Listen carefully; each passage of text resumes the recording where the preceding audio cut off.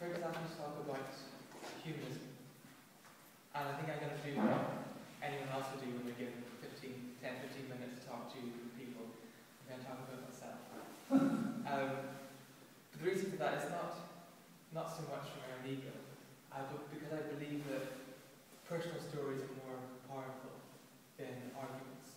I know that no one's life is quite as neat as an ordered philosophical essay, and mine is certainly no different. And so it's this quite messy and quite muddled story that I want to share with you this morning.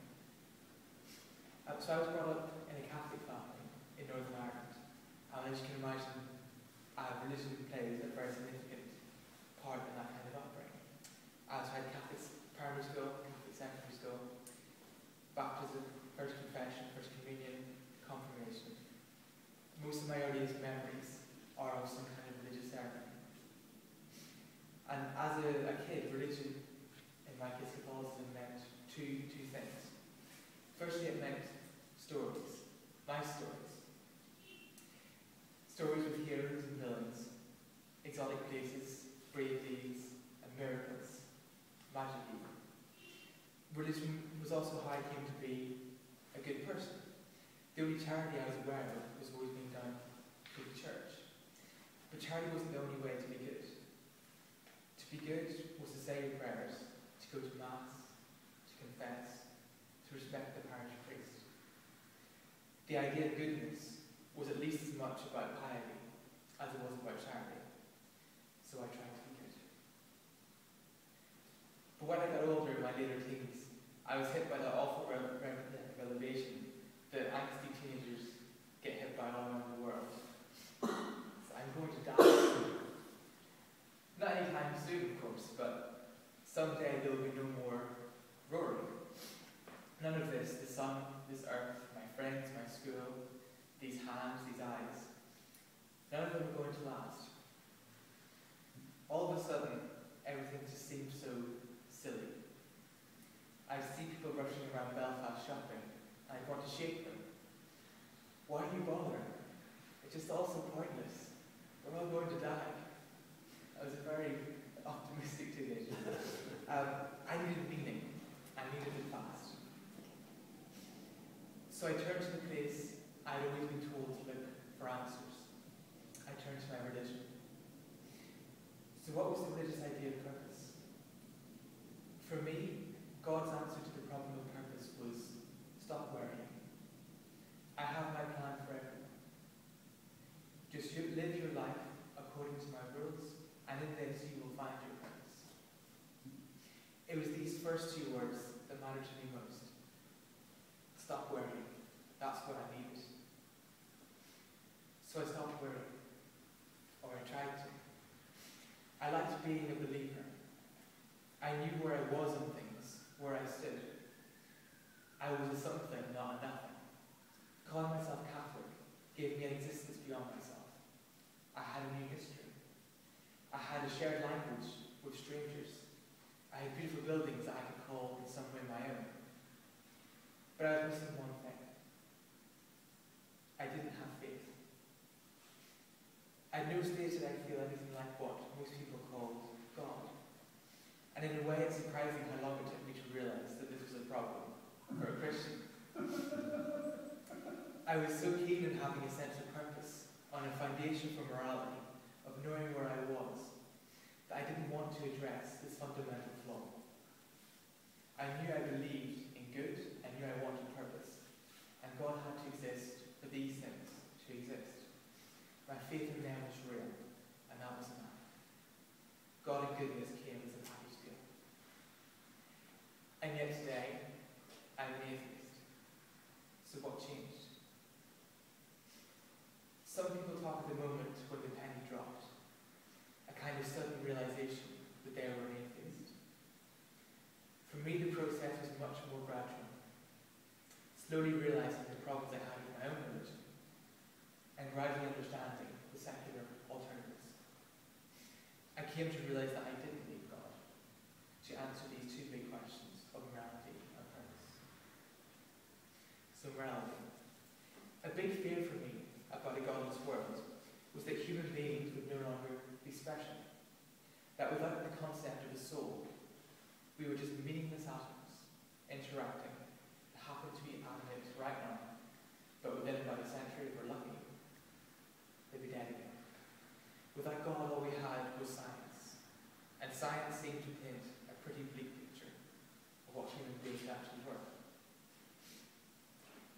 the answer to this came from me in the form of a parable, a secular parable.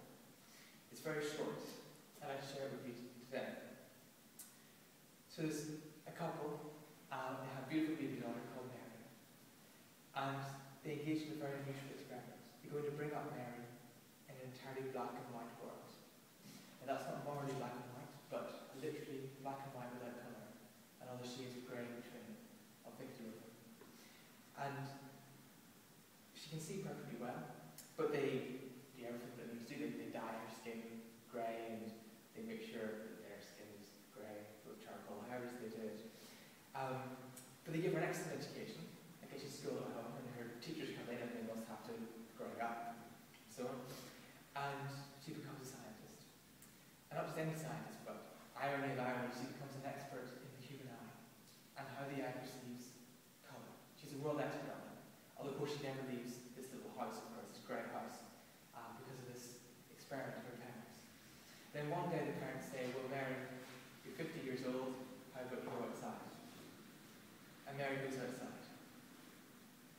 So put yourself in Mary's shoes as she steps outside into the world, our world, of colour for the first time. What a sight that must be for her. No amount of studying, of learning of facts, will prepare her for the actual experience of colour. This is new. She knew everything there was to know about wavelength, about the retina, the optic nerves, and whatever it is that goes on in there. But she had no idea what it was to actually experience colour. This is new. The red of sunsets, the blues of the sky, the greens and browns of earth.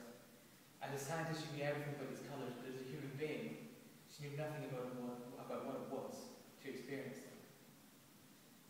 Now, this secular parable requires no mention of God to be true. There is a difference between knowledge and experience, between knowing the science behind the sunset and knowing what it is to sit back after a tiring day and watch one sink over the horizon. There's a difference between speaking of evolution, genetics, hormones, and endorphins, and actually being in love. The loss of religious belief does not mean humans become mere atoms. To say that there's something special and real about human experience is not as crazy and hippie as I first thought. And what about meaning? Could a life without God still have this meaning I was looking for? Could it still have some kind of purpose? As a Catholic, I was convinced that to lose belief in God was to lose meaning in life. This is perhaps the biggest barrier to atheism for me, to humanism. Without divine purpose, the godless life, I believed, loses much of the purpose bestowed on it by religions. Well, I actually still agree.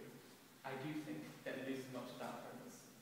What I'm not convinced of, however, is that this is a bad thing. This realization comes from looking at the most important things in life. I think we all agree that love is a good thing. But why do we do it? Why do we bother falling in love? Is it to gain the money of our lover?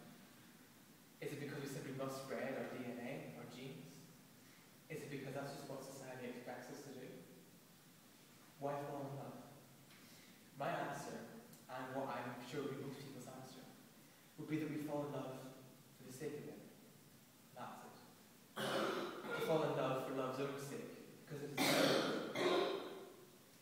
And what about the rest of the best in life? Why do we make friends? Why do we tell jokes? Why do we help those in need?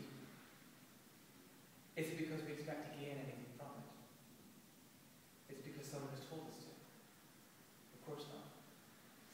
We are better lovers, better friends, better parents, better human beings when we do something for the sake of doing it. Because it is right. Because it is beautiful.